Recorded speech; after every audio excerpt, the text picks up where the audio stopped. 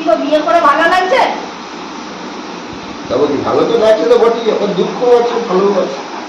এই যে মশলা বাটতে হচ্ছে, মশলা বাটাতে কি হয়ে গেল, তো একটা এক্সারসাইজও হয়ে যাবে।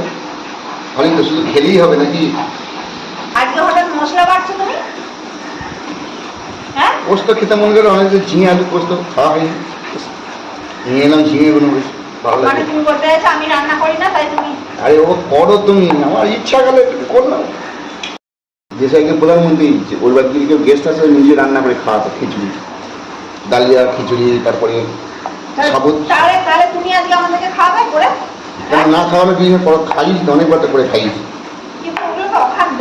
অখাদ্য কি? না, না, এবার তুমি খেয়ে বা পুরুষের রান্না আর মহিলাদের রান্না ওদের তৈরি তফাৎ হবে না?